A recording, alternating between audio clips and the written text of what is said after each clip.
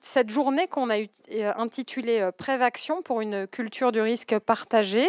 Donc vous voyez qu'il y a beaucoup de gens qui sont là pour répondre à vos questions et vous présenter un petit peu la démarche partenariale. Alors je vais prendre dans l'ordre. Donc on a un représentant du SDIS 30 qui nous a aidé à préparer cette journée.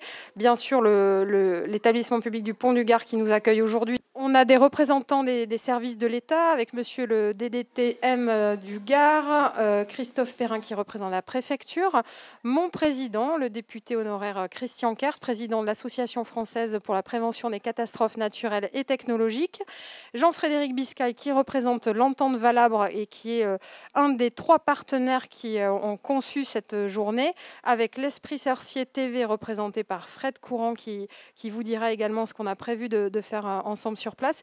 Et on a un représentant également de l'académie, puisque vous avez vu qu'on a beaucoup d'enfants présents sur cette journée. Donc chacun va peut-être dire 2 mots sur le pourquoi de cette réunion. En tout cas, vous voyez déjà que l'Assemblée que vous avez en face de vous témoigne de la nécessité de se préparer ensemble et de vraiment chacun dans ses postures, dans ses fonctions, contribuer à cette culture du risque et à se préparer à faire face. Mais je laisse peut-être déjà la parole pour commencer aux représentants du Pont du Gard.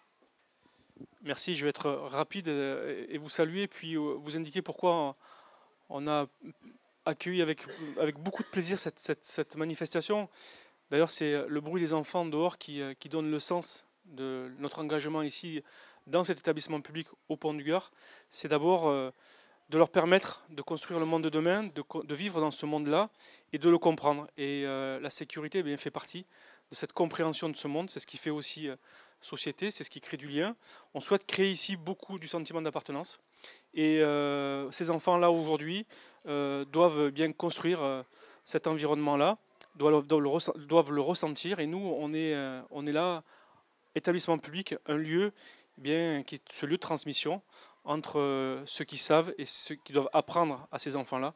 Donc à chaque fois, on met à disposition le site à toutes les structures qui permettent à ces enfants de grandir. C'est essentiel. Et aujourd'hui, même si la météo n'est pas là, elle montre en fait qu'elle est d'abord une source de préoccupation à chaque fois parce que les excès génèrent des grandes difficultés souvent, des malheurs souvent aussi. Et c'est aussi pour ça qu'ils sont là aujourd'hui. En tout cas, chaque fois qu'on pourra le faire, on sera toujours là.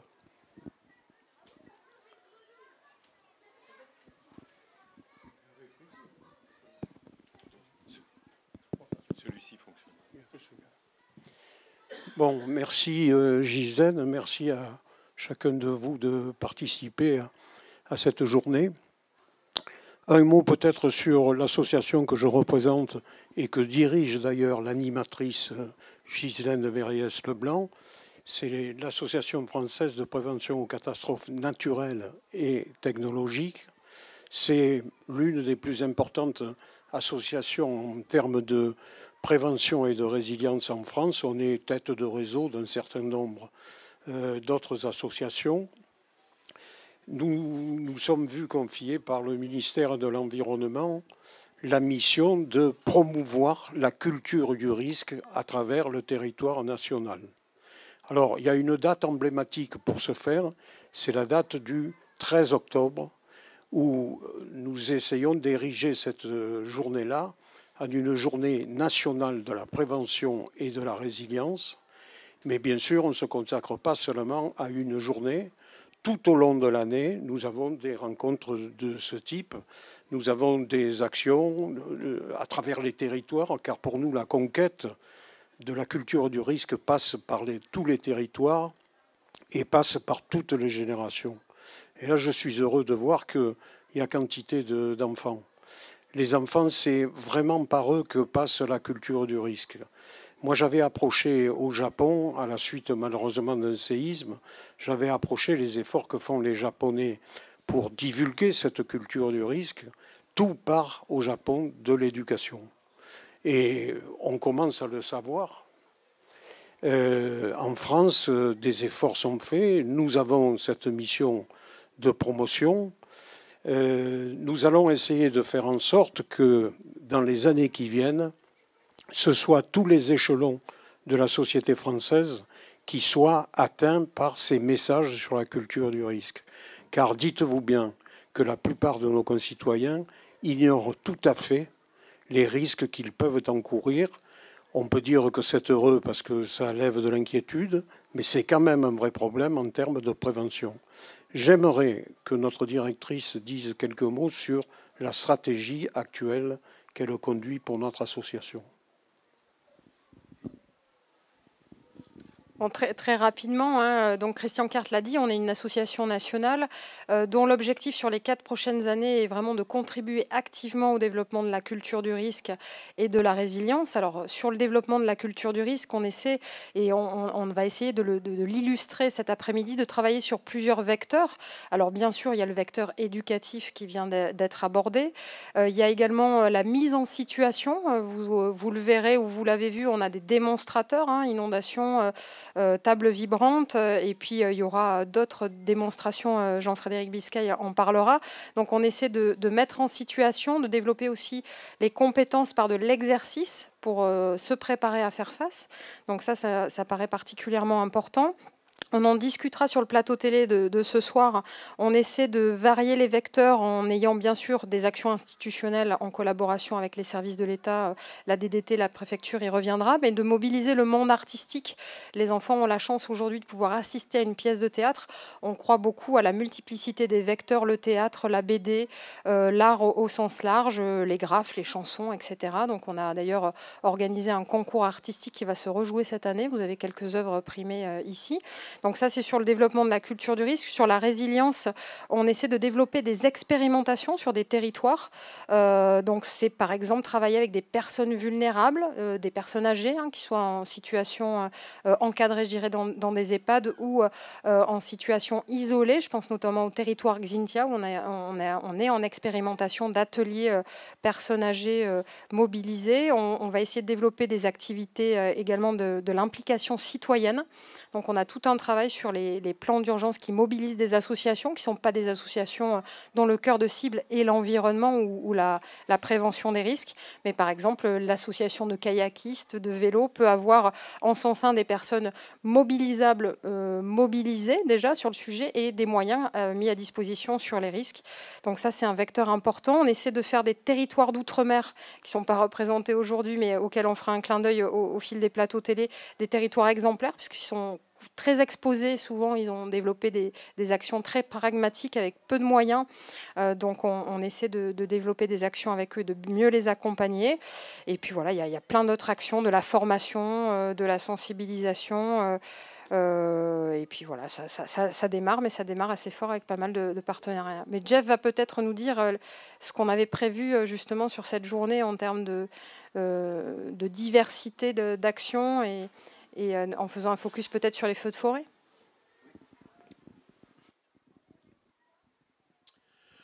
Bonjour, je suis le lieutenant-colonel Biscay, je suis directeur adjoint du centre d'essai et de recherche de l'entente Valabre, et je m'occupe également de simulations virtuelles dans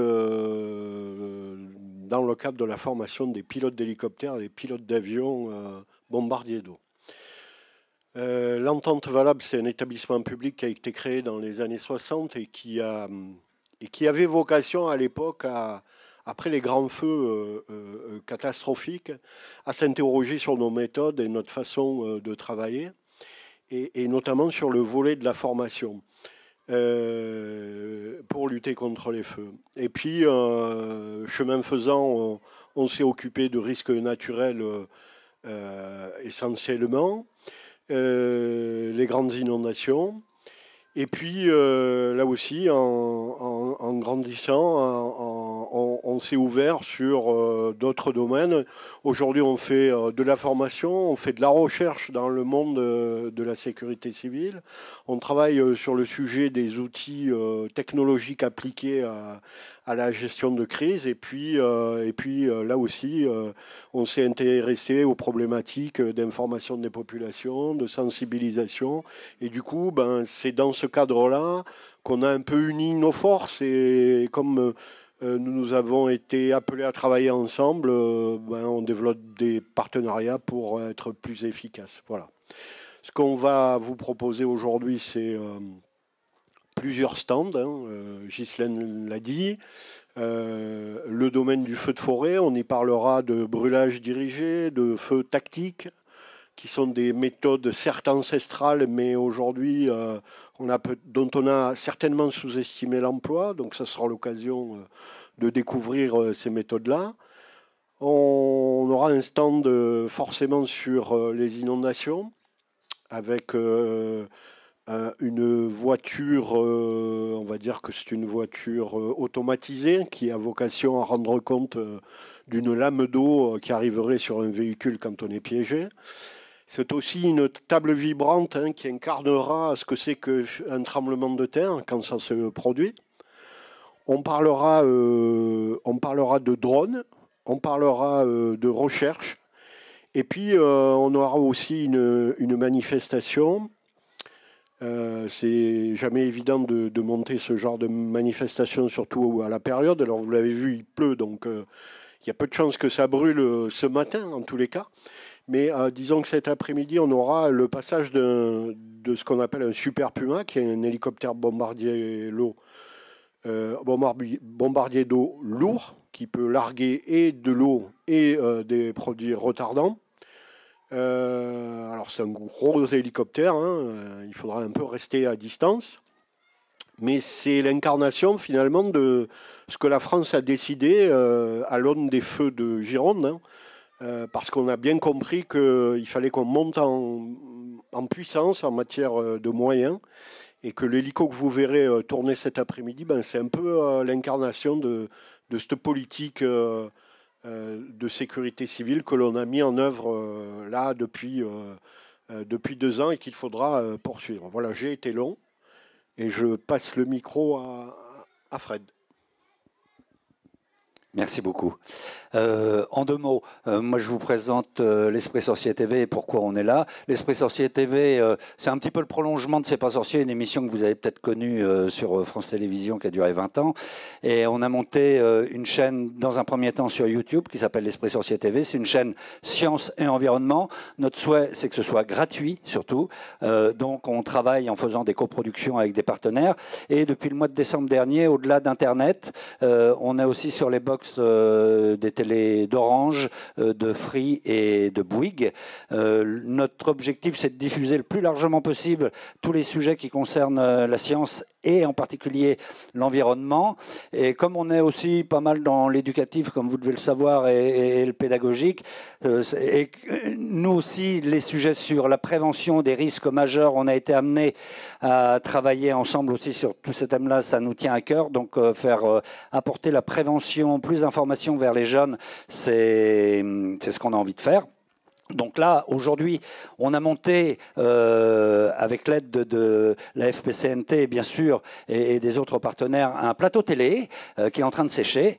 On essaye d'attaquer les émissions à 13h30. Cet après-midi, il y aura trois grands thèmes. Il y aura une première émission sur les feux de forêt, une deuxième émission sur les crues rapides et torrentielles, et une troisième sur les séismes, car comme vous avez pu le voir il n'y a pas très longtemps, en fait, l'Hexagone n'est pas vraiment à l'abri non plus des séismes. Et puis ce soir, à 19h, il y aura une émission qui clôturera un petit peu cette grande journée avec des scientifiques, des intervenants, enfin des personnes qui travaillent dans le domaine des secours, avec des urbanistes, pour essayer de réfléchir un petit peu non seulement à la prévention, mais comment aussi peut-être imaginer autrement les territoires, etc. Ça va être une très très belle émission. On va parler aussi de prévention des risques auprès du grand public, auprès des professionnels. Voilà, on va essayer d'être assez complet là-dessus. Et ces émissions, cet après-midi, on va essayer de les rendre ludiques aussi. On a des caméras un peu partout. On a un plateau de télé où on va recevoir des experts ou des témoins qui vont venir nous raconter comment ils vivent ces différentes expériences. Et puis, bien sûr, avec d'autres caméras, on va suivre également tous les ateliers, j'appelle ça comme ça, ou les expériences qui vont être faites. Tout ça, ce sera retransmis en direct cet après-midi, et puis ensuite largement rediffusé sur notre antenne. Voilà. J'ai été long aussi. Alors écoutez, bonjour à tous. Alors je suis Vincent Dezouter, donc le directeur de cabinet du DAZEN du Gard, qui s'excuse mais il n'a pas pu se déplacer aujourd'hui. Il aurait bien voulu. Voilà. Écoutez, nous au niveau de l'éducation nationale, on peut être que satisfait, parce qu'on a vu aujourd'hui, il y a près de 300 enfants qui sont présents. C'est des écoliers. Alors comme vous le disiez tout à l'heure, on a essayé de solliciter les collégiens, les lycéens, mais c'est la fin d'année. Donc les collégiens, ils ont fini le brevet, donc c'est un peu les vacances pour eux. Les lycéens, c'est les examens. Voilà, donc on a essentiellement des écoliers aujourd'hui, mais c'est très bien, parce que la culture du risque, en fait, il faut la faire connaître aux enfants le plus tôt possible. Voilà. Donc, je regardais tout à l'heure la pièce de théâtre. Et d'ailleurs, je voudrais adresser mes félicitations aux comédiens. Parce que c'est très bien. On a vu que tous les enfants, justement, étaient participés. Ils avaient plein de questions à vous poser. Voilà. D'ailleurs, vous étiez un peu... Vous avez pu où donner de la tête, à qui donner la parole. Voilà, donc, mais en tout cas, ça montre que voilà, il y a un vrai intérêt de leur part par rapport à ces problématiques qu'ils peuvent rencontrer au quotidien, les inondations, les feux de forêt, les séismes. Voilà. On sait que le département du Gard est un département avec de multiples risques et que voilà, il faut pouvoir faire face à toute occasion. Après, Monsieur le Président l'a évoqué tout à l'heure, le 13 octobre prochain, il y a une journée nationale de la prévention. Donc nous, au niveau de l'éducation nationale, en lien avec la préfecture, les services de la DDTM, on essaiera justement de faire participer les établissements scolaires pour justement à ce que chacun établisse des projets justement qui pourront justement être valorisés au cours de cette journée. Et puis rappeler également que dans chaque établissement scolaire, école, collège, lycée, chaque établissement dispose d'un plan particulier de mise en sûreté, un PPMS, qui est actualisé chaque année, évidemment, avec les nouvelles coordonnées, etc., des personnes arrivées, et qui doit prévoir justement que faire, comment doivent réagir les enfants, le corps enseignant, les équipes éducatives par rapport à un risque. Qu'est-ce qui se passe, qu'est-ce que je dois faire s'il y a une inondation? Voilà. Est-ce qu'il faut que je me sauve? Est-ce qu'il faut que je reste à l'abri? Voilà. Tout ça, c'est prévu dans un plan qui est régulièrement mis à jour et qui est testé aussi. Chaque PPMS est testé une fois par an à l'occasion d'un exercice. Voilà. Au moins une fois par an. Après, ils peuvent en faire plusieurs. Il n'y a aucun souci. On en a fait un récemment en lien avec la préfecture, mais c'était sur une autre thématique. Ce n'était pas le risque naturel, c'était plus le risque intrusion. Voilà. Voilà. Donc, nous, les élèves, quand ils sont dans l'établissement, voilà, on essaie quand même qu'ils soient entraînés, qu'ils savent réagir, quoi faire par rapport aux risques qui peut survenir. On va bientôt arriver, alors là il pleut aujourd'hui, c'est vrai que c'est pas trop la période normalement, mais à partir de septembre, ça va être les épisodes sévenols qui vont repartir. Dès qu'il y aura des vigilances orange, il y aura de l'inquiétude. Les problématiques, comment on gère les enfants, les transports scolaires, les collègues connaissent bien, l'USDIS également. Voilà, donc c'est vrai que pour nous, plus les élèves sont entraînés, plus ils ont connaissance des risques, et mieux ça sera.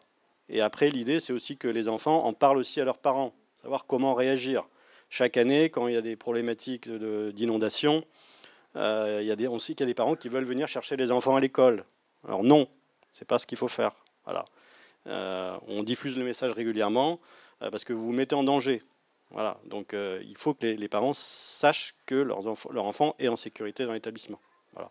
Donc c'est un message qu'on passe régulièrement et on espère que petit à petit ça va entrer dans les mœurs parce qu'après ça peut mettre en difficulté les services de secours et voilà, et même les personnes eux-mêmes. Voilà un peu ce que je voulais dire. Donc merci encore en tout cas pour l'organisation de cette journée. Et puis on ne peut que vous encourager à poursuivre dans ce sens. Voilà. Merci. Pour finir, peut-être le colonel directeur du SDIS 30 et puis l'État qui finira. d'intervention. Merci. Alors, pas tout à fait directeur du SDIS 30. D'ailleurs, il vient d'arriver. Je le salue. S'il veut venir, je lui laisse volontiers la place. Il était pris par les obligations. Je suis lieutenant-colonel Éric Agrigné du SDIS 30, effectivement. Nous avons été, il y a de nombreux mois, sollicités pour participer à cette journée. Et évidemment, nous avons répondu favorablement pour notamment alimenter la partie atelier, ça a été évoqué. Alors il y aura les drones, ça a été évoqué, nous avons un stand sur les drones, brûlage dirigé, vous savez que le département du Gard est très à la pointe, notamment sur la formation des cadres brûlage dirigé, avec un stand spécifique, hélico, on l'a dit, nous avons également un maître chien qui pourra parler aussi de la recherche, lors notamment des effondrements, qui est aussi une conséquence des risques naturels, mais je vais quand même revenir sur l'esprit de toucher les enfants sur la culture du risque. Et là, les SDIS ont toute leur place. Vous savez que les SDIS ont été créés par la loi du 3 mai 96, établissement public. Et dans la loi est inscrit la prévention des risques de toute nature. On connaît les pompiers sur le plan de la lutte contre les fléaux, mais pas forcément sur le volet prévention, alors que nous sommes extrêmement présents, notamment vis-à-vis des enfants. Et en 2004, lors de l'élaboration de la loi de modernisation de la sécurité civile, le législateur a prévu un dispositif qui s'appelle l'information préventive au comportement qui sauve. Et là-dessus, les sapeurs-pompiers du Gard sont très à la pointe. J'insiste parce que ce n'est pas le cas dans tous les SDIS de France. Et nous intervenons beaucoup auprès des enseignants et des élèves pour identifier la menace qui peut être présente autour de soi, à l'intérieur de l'établissement scolaire, mais aussi à l'extérieur, pour justement, une fois que la menace est identifiée, être capable d'avoir les bons comportements. Avoir le bon comportement, c'est éviter des opérations de secours, tout simplement. Donc cette culture de sécurité civile, cette culture de bon sens, elle passe évidemment par les enfants, et le SDIS 30 avait toute sa place, évidemment, pour cette journée. En tout cas, nous sommes ravis d'être là. J'ai essayé d'être le plus court possible. C'est moi qui ai la pression. Merci, bonjour à toutes et à tous. Donc Sébastien Ferral, directeur de la DTM du Gard. Deux premiers points en préambule. Le premier, excusez avec Christophe Perrin, Madame la Préfète, qui aurait vraiment aimé être ici parce qu'elle est très sensibilisée à toute la problématique de sécurité, que ce soit par rapport aux feux de forêt ou au phénomène d'inondation, de ruissellement et de crues rapides, qui sont les deux principaux enjeux. Et deuxième point, c'est de vous remercier par rapport à l'organisation de cette journée, par rapport à la mobilisation de tous les partenaires, parce qu'il y a des enseignants dans la salle certainement, et tous les acteurs de la prévention et de la lutte contre les risques naturels savent que la pédagogie, c'est l'art de la répétition, et que malheureusement, la mémoire du risque, elle s'étiole très rapidement. Et on le voit encore, il y a eu des incendies l'année dernière, il y a encore des gens qui voudraient reconstruire au même endroit. Voilà, et ça, ces journées-là, malheureusement, des fois, c'est un peu décevant parce qu'on a l'impression qu'il faut répéter et répéter. Mais ces journées-là sont indispensables justement pour que les gens aient conscience de ce risque, que ce soit dans le département du Gard ou ailleurs, mais en tous les cas, voilà. La DDT, je laisserai Christophe Perrin, qui est le chef du service interministériel de défense et de protection civile à la préfecture, expliquer ce que c'est que la gestion de crise. On intervient sur 3 piliers au niveau de l'État. Le premier, c'est effectivement toute la prévention. Alors ça passe par des actions de communication, de pédagogie avec les partenaires qui sont autour, que ce soit le corps enseignant, que ce soit les médias aussi qui sont représentés ici, ou que ce soit effectivement les corps de protection, de sécurité, que sont les pompiers notamment. Donc des actions de sensibilisation, de prévention que nous effectuons. Des actions de réduction aussi de la vulnérabilité. C'est-à-dire qu'on finance à la fois des protections contre les inondations, on finance des équipements aussi de lutte contre les incendies, en collaboration bien entendu avec le SDIS, avec les collectivités, on a des gros partenariats. On a des actions de planification, puisqu'on porte à connaissance des risques incendies pour les collectivités. On élabore des plans de prévention des risques inondations pour les collectivités qui sont souvent perçus comme des contraintes, mais qui doivent être perçus comme une chance de la connaissance du risque pour que, effectivement, on réduise les victimes, on réduise les dégâts et on réduise aussi la mise en danger des opérations, enfin des opérateurs de secours. Et je ne serai pas plus long, je répondrai aux questions. On est simplement un département très exposé au risque inondation, très exposé au risque incendie. On est parmi l'un des départements les plus gros bénéficiaires des crédits de prévention d'inondation au niveau national par le ministère de l'écologie. Et après, on a la gestion de crise où on appuie les services de la préfecture, mais je pense que c'est Christophe qui peut en parler un petit peu. Merci Sébastien. À mon tour, je vais commencer par remercier d'abord Sébastien Arnaud, le directeur du Pont du Gard, parce qu'on est ici dans le patrimoine mondial de l'UNESCO, donc c'est pas rien que de lancer une action d'information et de sensibilisation aux risques majeurs, parce qu'aujourd'hui le risque majeur il est planétaire et le réchauffement climatique nous montre chaque jour qu'il se renforce, il prend des caractères plus atypiques et qu'il doit nous rendre tous humbles face à ce qu'on connaît, parce que ce qu'on connaît n'est pas la réalité de demain et ça on en a tous conscience. Donc on va sûrement être surpris dans les années qui viennent sur les phénomènes qui nous attendent. Remercier évidemment la FPCNT, son président que j'avais rencontré à Arles il n'y a pas très longtemps, Ghislaine que je connais depuis très très longtemps, et puis l'ensemble des partenaires qui sont ici, qui ont permis en se mobilisant de faire la réussite de cette journée. Alors oui, informer, c'est important. Moi, j'ai un triptyque, c'est informer, alerter, protéger. Pour protéger quelqu'un, il faut qu'il sache les risques auxquels il est soumis. Qu'est-ce que je risque? Et d'ailleurs, c'était très marrant dans vos questions, les enfants, à un moment, l'ont un peu senti en disant un peu comment on peut connaître. Le premier acteur de la sécurité en France, c'est le citoyen. On est tous responsables. À 18 ans, il y a un président qui, il y a quelques années, nous a considérés comme responsables à 18 ans. Il faut qu'on s'empare de cette citoyenneté. Et la citoyenneté, c'est aussi se protéger. Je dis ça parce que nous, quand on gère la crise, plus les gens respectent les bons comportements, et moins on a de choses à faire. Et mieux on s'en porte, vous l'imaginez bien. Donc ça, l'acteur essentiel, c'est le citoyen, et pour qu'il connaisse les risques et les actions, je me mets sous la table, est-ce que je vais dans le grenier quand il y a une tempête, enfin des questions qui ont été posées qui étaient très intéressantes. Il faut que je connaisse les risques auxquels je suis soumis dans ma commune et dans mon habitation plus particulièrement. Et là, je veux saluer nos 36 000 communes, voilà, parce qu'en France, on a une richesse, c'est nos communes. Et ces communes, elles sont au plus près du citoyen, et généralement, quand on est en précarité sociale, quand on est en précarité énergétique, quand on est en précarité numérique, le point d'accès le plus proche de son territoire, c'est le maire. Voilà. Et ils ont un rôle fondamental. Sébastien disait aussi tout ce que l'État leur apporte pour qu'ils aient la connaissance du risque. Et lorsque, ça c'est le deuxième point, la gestion de crise, puisqu'il m'invitait à parler de cela, lorsqu'on est en gestion de crise, bien sûr, il y a le préfet dans sa cellule départementale, vous avez tous vu les photographies, les films, quand les journalistes viennent voir un petit peu cette fourmilière, parce qu'il y a énormément de services, le préfet seul, il fait absolument rien. Le préfet, il est ni soignant, ni pompier, ni ingénieur chimiste, voilà. Le préfet, c'est comme un capitaine de rugby. Voilà.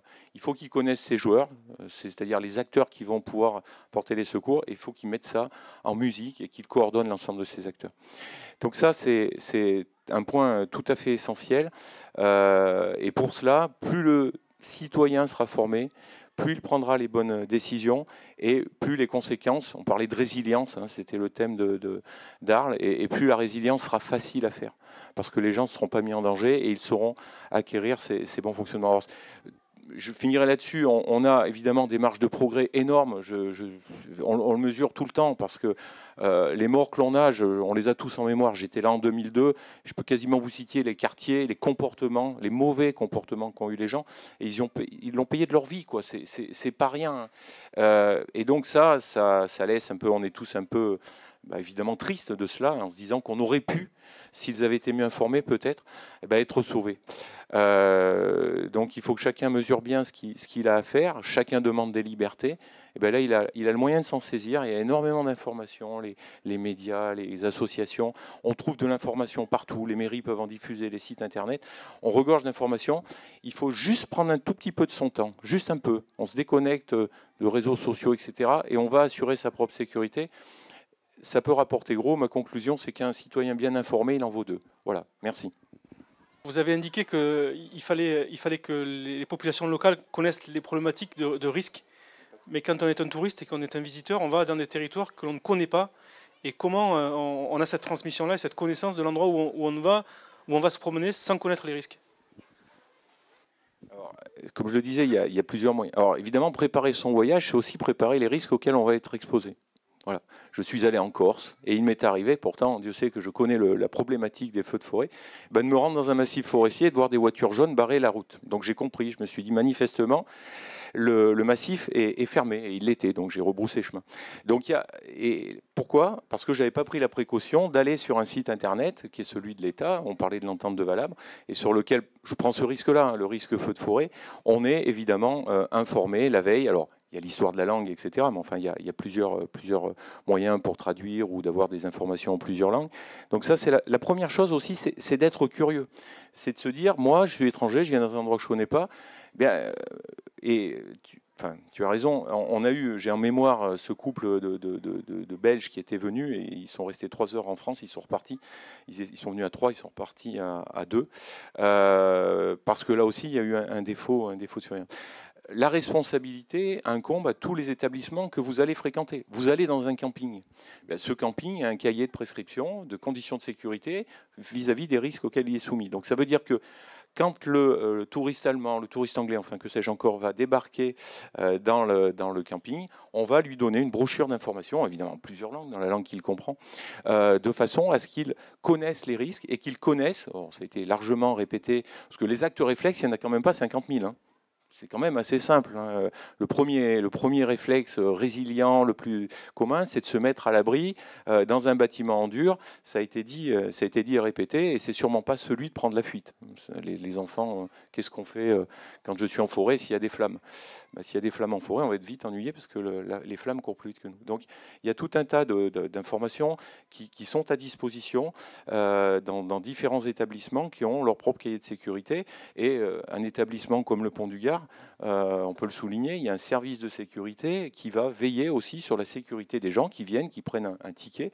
Et dans ce ticket, il y a une partie sécurité qui incombe à la personne qui reçoit les gens. Donc ça, c'est extrêmement important.